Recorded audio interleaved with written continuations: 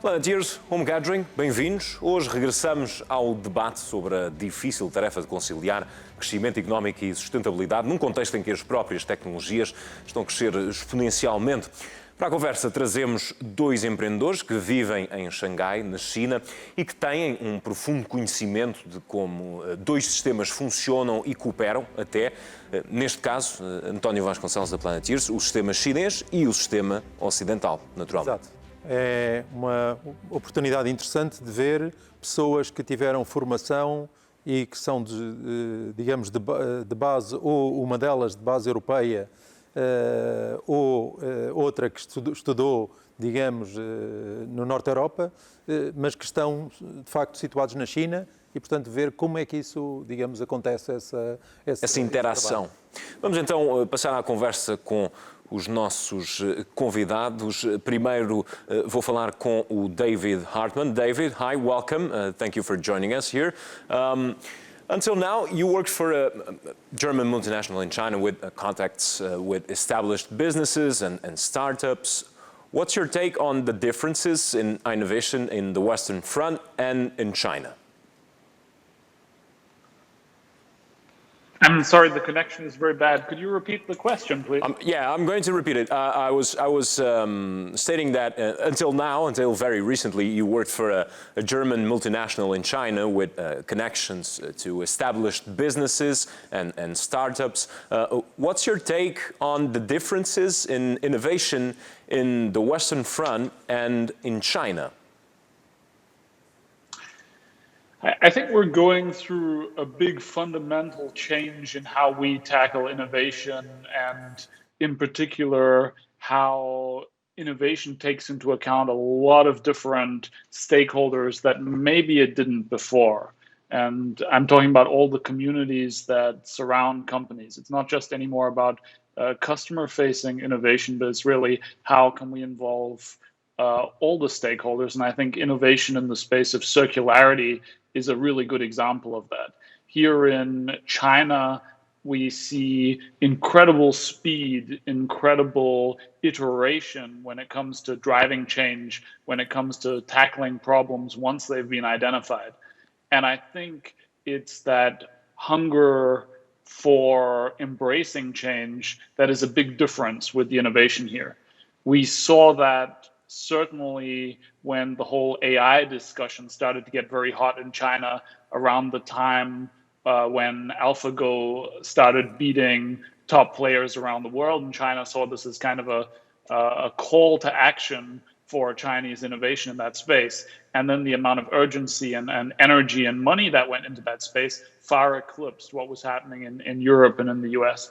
So I think it's definitely around stakeholders, around iteration, and around speed to action once challenges have been identified. I have a similar question for Lin Zhang. Lin, hi, thanks for joining. Hi. You know both the Swedish and Chinese cultures as well as other Asian markets. What do you think separates all of these actors? That's a profound question.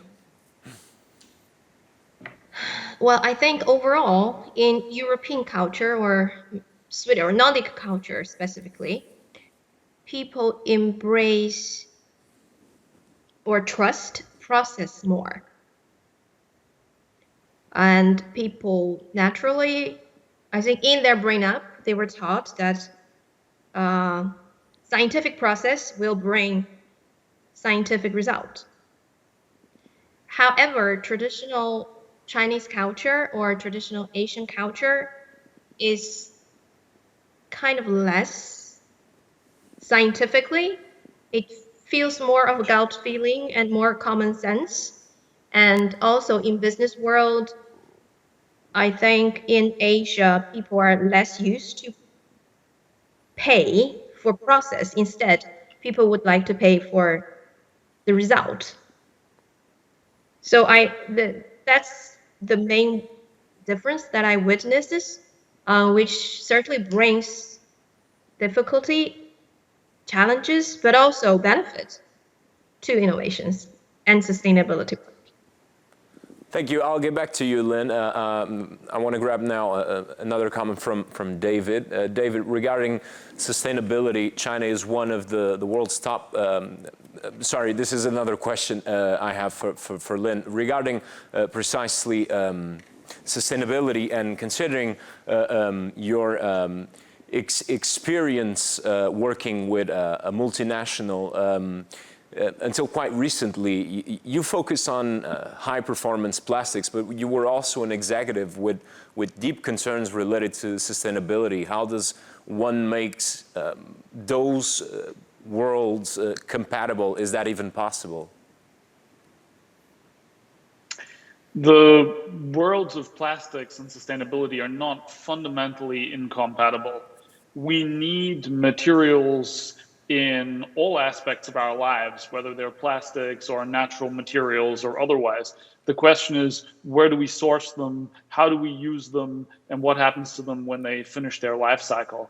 The company which I spent a long time with, Covestro, our CEO just announced the vision for circularity that the company has, and there are other players in the chemical industry that are following.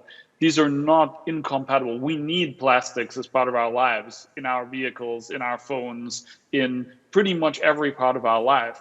The question is, as consumers, as companies, and as governments, how are we understanding their use and how are we managing their use?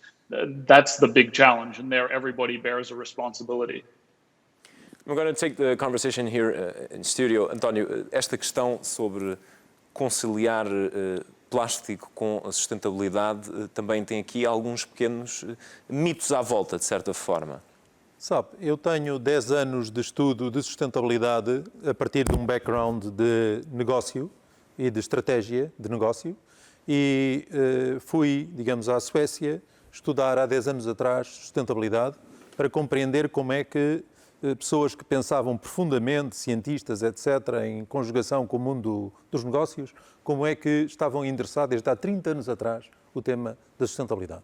E a questão que ouvi de forma muito clara e todo o conhecimento científico a que tive acesso, diz-nos que a questão não é diabolizar um material, é trabalhar em profundidade, é uma questão de gestão do material, gestão sustentável de um material.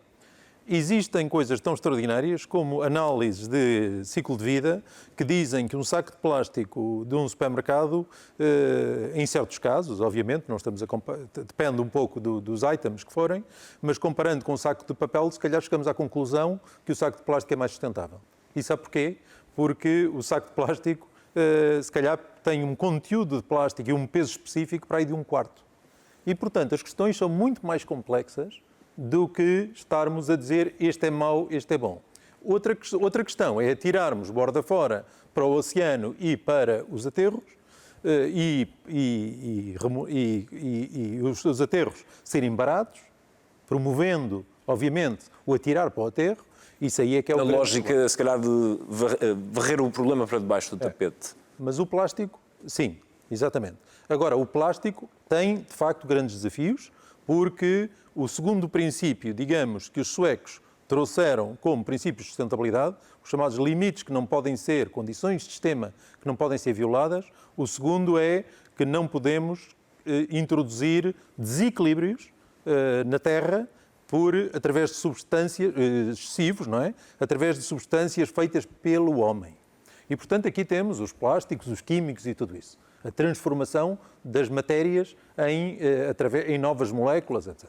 E na questão dos oceanos, precisamente, os próprios, já existem projetos de recuperação de plásticos para reconverter para todo o tipo de produtos. Infelizmente ainda são projetos muito escassos, digamos. São ainda escassos, o oceano também é vasto. Agora, de facto, temos que retirar de lá aquilo que para lá foi deitado. Isso não tínhamos qualquer dúvida e, portanto, todos esses, dito que o plástico em si mesmo tem muita coisa em que é eficiente, etc., e faz uma série de funções importantes. No entanto, estar com o plástico, o oceano cheio de plástico e os peixes a comerem plástico e nós a comermos peixe, seguramente não tem nada de bom. Voltamos à conversa com os nossos convidados. Lin, I have another question for you. You've worked with big Asian suppliers and leading brands, including in fashion. Right now, how are these suppliers evolving from a perspective of sustainability?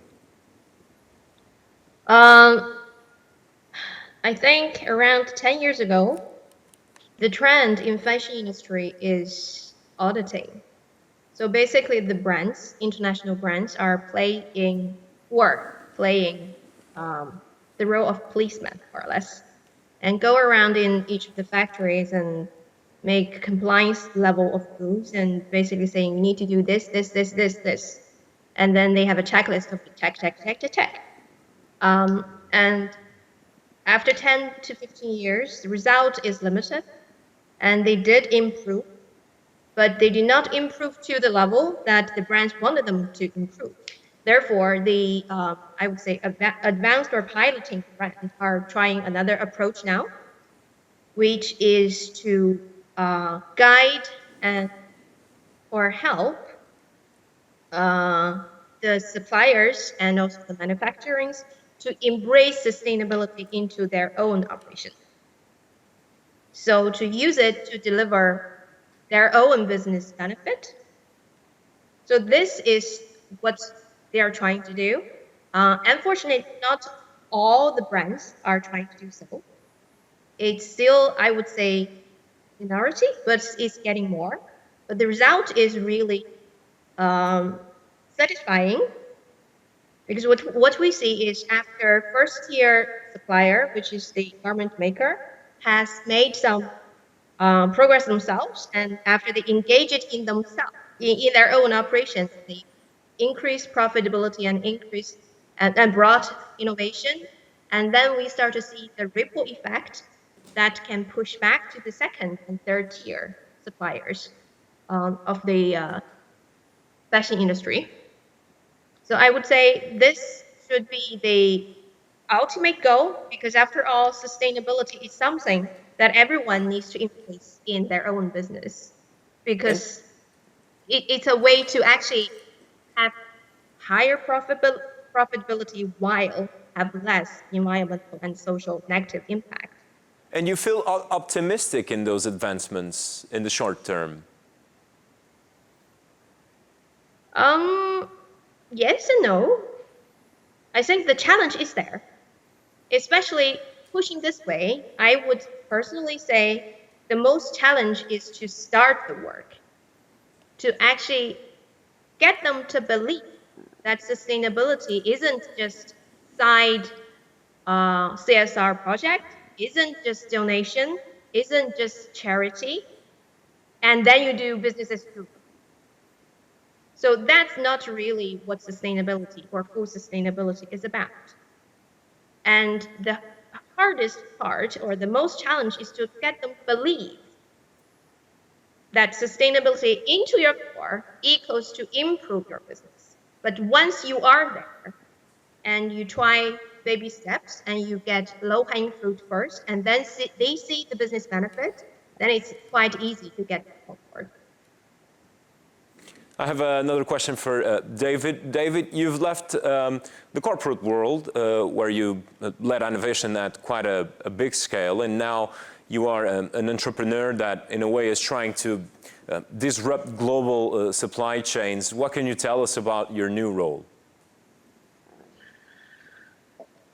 The world is changing pretty fast. I think we see that a lot when we look at the kind of messages that people like Singularity University and so on are putting out. We're seeing massive changes in how we manufacture. And for what I want to do next, or what we're doing next, is really looking at how do communities produce what they consume, and how can we get communities to be more independent about the kind of products that they're consuming, as in being more separated from global value chains. I think the current situation that we're in globally, it's a pretty clear example why this is important, and understanding how, let's say, an Andean community of 7,000 people is dependent on a value chain that stretches all the way to China, and then having a discussion on what can we localize and how. I think those are the questions that are really interesting to answer, and that's something I'm going to be working on for the next decade. My final question to Lin. Lin, you're leading an advisory entity in China, the Natural Step, which challenges businesses to operate within full environmental limits. Have you witnessed significant transformation in Asian businesses on this matter?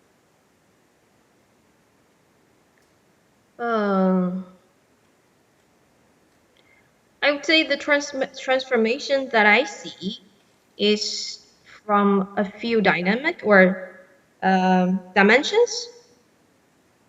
It's not only on the business itself, it's actually on the policy side also, and on the consumer demand side. So my feeling of that the transformation is going on, and it's going to be even more. It's actually three forces that to push it from consumer side, from government and policy side, and from the business side itself. And standalone from the business side, basically what I see is people are getting more used to utilize data and realize that you need to make decision based on scientific results. And it's not something that your boss say, or it's only that your boss tell you what to do, and that's the only thing to do. And I feel that at least the big organization that I have worked with in China and also in Asia is that we are used to have a top-down approach, pretty much standalone.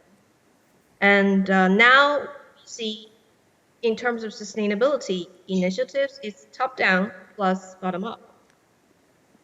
And which, the way I see it, is really the right way to go, because when we talk about innovations, especially first you need to actually identify the problems. Quite often, the real problems are, it's the floor people who knows more about the problem, who knows more about the cause of the problem, who certainly knows more how to resolve it. And what is needed is just a system, a managerial system for them to actually play the role. And in this way, actually, the traditional Chinese style of leadership can even work better. Time for our final questions, but this time from Antonio from Planetiers. Antonio. Thank you. We have start with David. David. You can call David, yeah. David, you were invited to come to speak to Planetiers. You have a very rich experience. You were maybe one of the first in the world to apply in practice in the corporate world the two waves of sustainability and exponential acceleration. We want to build a transformation program for Portugal 2030 towards the SDGs by involving a lot of stakeholders and in international collaboration. What are your suggestions in using tools like the one you have been applying with sustainability and exponential technologies? What are your recommendations for our application in practice? First of all, I'd like to say that it's very, very exciting what you guys are planning to do. And yeah, I'm very happy I'm very honored to be asked this question. I think the key three things that I would recommend is, first of all, make the room in the community for experiments that have a chance of failing and celebrate that they might fail. Second of all, try to iterate as quickly as possible, taking into account lots of different stakeholders and goals, not just a narrow set of stakeholders and goals.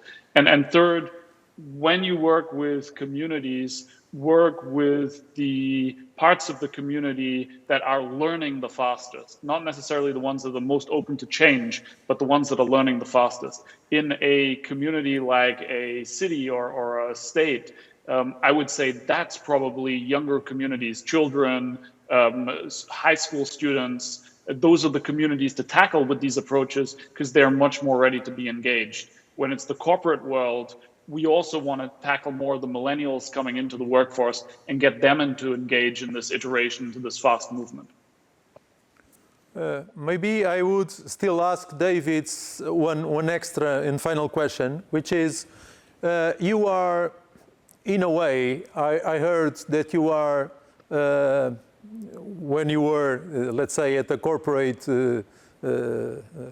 setting, you were, in a way, a corporate rebel. This means someone that really leads from a sustainability point of view in a progressive way. How has this way of learning, of engaging everybody into sustainability, in putting people to learn what is system thinking, not to do the reporting, the simple operational measures, what does it mean? How has it changed the way you manage, you lead? The biggest challenge, in my opinion, is to get people to get team members and parts of the organization to understand what it means for them, right? What does circularity and a circular vision for plastics mean for the sales guy who's going out selling to existing customers and new customers? And then I think once you can have that conversation and once you can understand what are the concerns, what are the misunderstandings, and then let them translate it into what it means for them. That's when you can have real breakthroughs, instead of when you're just preaching a message from top down. And I think in many cases I've seen that transition happen, and the results are very powerful as people starting to understand, okay, this is a new way that I can communicate to my customer and explain to them, like what Lin said before, that it's not either sustainability or performance and profitability, but rather that one and the other go hand in hand. Thank you. Thanks a lot for all your cooperation with Planetiers. Lin, I would address a final question for you, which is, you have been, as part of the Natural Sap community, this is a type of very deep learning, knowledge that has been going on for 30 years. And this community is collaborating very, very highly with Planetiers to make the transformation happen. I ask you if you can unveil a bit what means having, for instance, a workshop in October in Lisbon that you are going to run together with OpenExo on sustainability together with exponential acceleration. What does it mean? It's something quite new. What does it mean? Okay, the way we see it is for any change, any business or any organization, in terms of transformation, you need to understand there is efficiency and there is also effectiveness. So for us, sustainability itself and our framework tackle the problem or the issue of effectiveness. And exponential framework and technology resolve the problem or the issue of efficiency. You cannot get the sequence wrong, because if you get the efficiency high first and without knowing that this is the right way, then you're going to be more wrong and faster, right? So we don't really want that. So those are this is the number one that I would like to point out. Number two is when we run such a workshop, especially when we bring a lot of new concepts in, what we see is, and obviously participants, they get confused. So just as what David said, what we usually do and what ideal participants are the one that are open and embrace themselves to learning and embrace themselves to be engaged. And that's number two. And number three is I would say the most important thing is actually to find common language or to define common language upfront. for whoever is in the workshop, because they need to, that is the fundamental for everyone to play their role. Otherwise, no matter it's a workshop or it's a real system shift and system or ecosystem building without the common language, it's very, very hard to achieve. And so common languages and the process itself and the methodology itself are those three keys. And but I'm having a good feeling about the workshop in Portugal in October.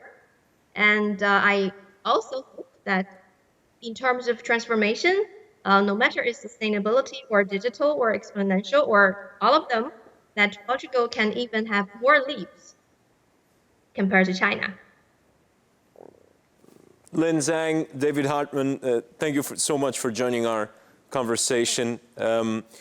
António, eu queria pegar aqui numa ideia que a Lin abordou e que o próprio David abordou na pergunta anterior, que tem a ver também com... nós já aqui falámos de vontade política, muitas vezes, e aqui a própria vontade das pessoas em aprender e adquirir conhecimento e estarem mais conscientes e alertadas para as questões de sustentabilidade, apenas como notas finais do nosso episódio. Aprender o que é sustentabilidade é um assunto sério e que exige algum mergulhar.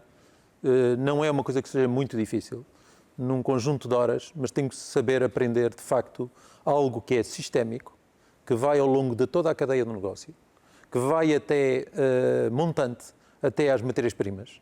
Não é algo que se passa aqui dentro deste estúdio, a ver se as lâmpadas são de LEDs, etc. Não é esse o tema.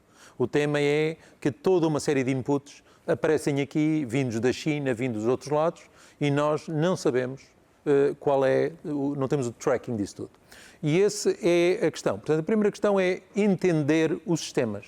E isso é absolutamente fundamental. E para tal é preciso que as pessoas sejam, digamos, capacitadas, sejam formadas e utilizem tools verdadeiramente, ferramentas verdadeiramente de vanguarda, que é exatamente isso que estamos a fazer ao promover a vinda de pessoas muito avançadas. Repare que estamos a falar de pessoas de sustentabilidade, pessoas que trabalham muito no domínio da sustentabilidade, mas que são tecnólogos. Estamos a falar de pessoas que trabalham com plásticos de alta performance, com uma engenheira de ciências computacionais. Não estamos a falar de temas laterais ou mesmo comunicação de sustentabilidade. Estamos a ir ao âmago do negócio e das transformações e do uso da tecnologia, a qual pode ter resultados extraordinários, como pode ter, obviamente, resultados muito nefastos. É o apanhado final deste episódio. António Vasconcelos, muito obrigado por se juntar a nós mais uma vez. Fica concluído mais um Planetiers Home Gathering. Até breve.